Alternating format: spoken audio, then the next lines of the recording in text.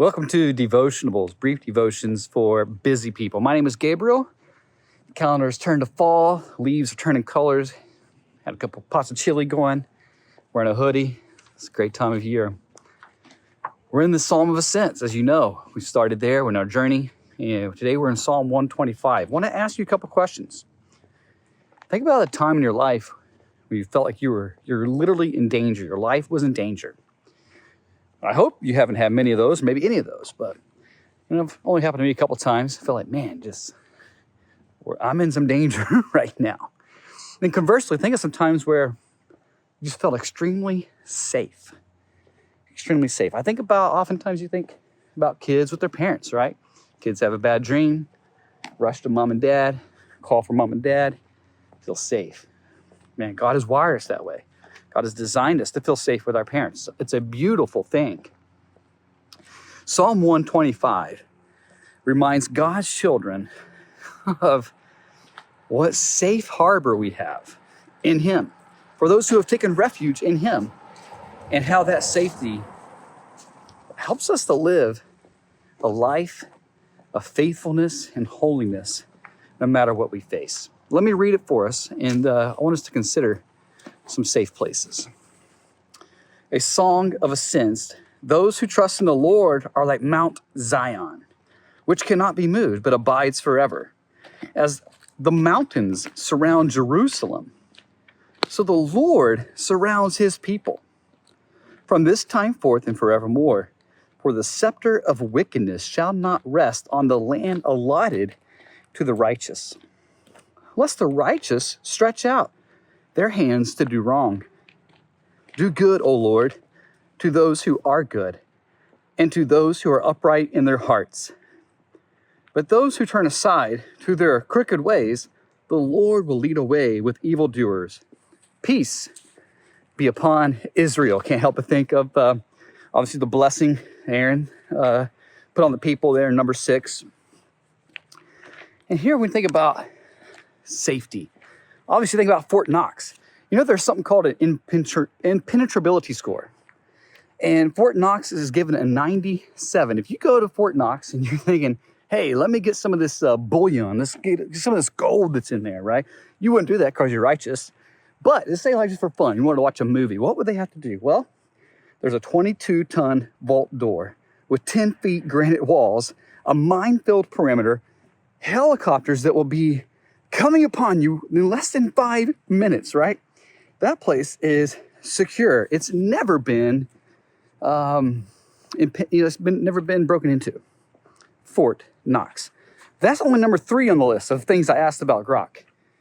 The number 1 most secure place with an impenetrability score of 99, never breached, is the Cheyenne Mountain Complex in Colorado Springs.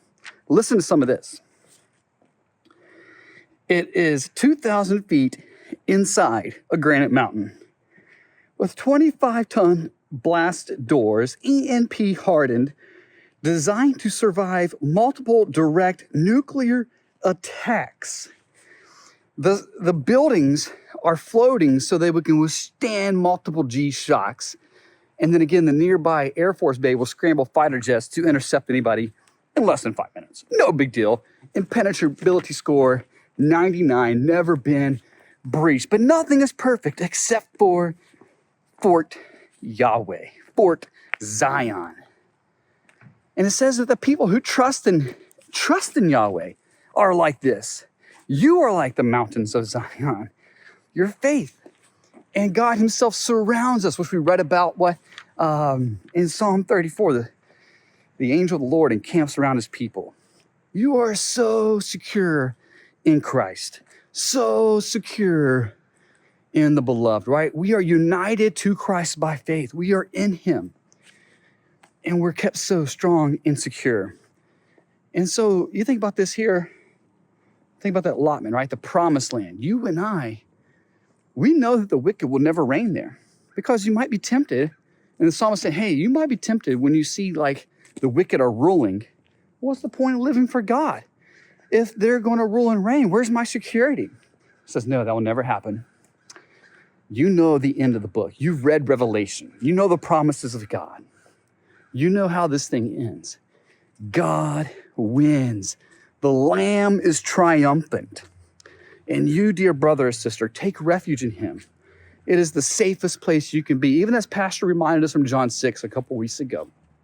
Even as you think about Colossians 3, in him you have died and your life is now hidden with Christ in God, right?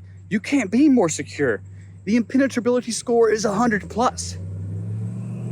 Whatever we think of our devices, humanly speaking, we can come up with the most secure bunkers, the most secure jails and safes and wherever. Nothing compares to the safety that you have in God. Take refuge in him. The wicked will be judged. God will, his recompense is real. It's coming. But he also rewards. He rewards his people. Stay true. Stay in the Lord. Take refuge in him. And if you have never taken refuge in him, let that now be today. Today is the day of salvation. Take refuge from him, in him, by coming to him and saying, Lord, I love you. Lord, forgive me.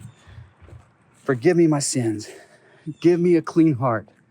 Put your trust in him.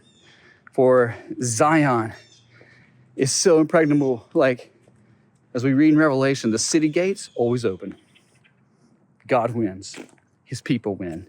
So it gives me the freedom by faith not to respond when I'm struck, to strike back. Not to respond to a wicked word with another wicked word. Because I take refuge and I'm safe, I can respond how Jesus tells me to in the Sermon on the Mount. I can love my neighbor because I love my God. I'm secure in him. God's blessings on you today.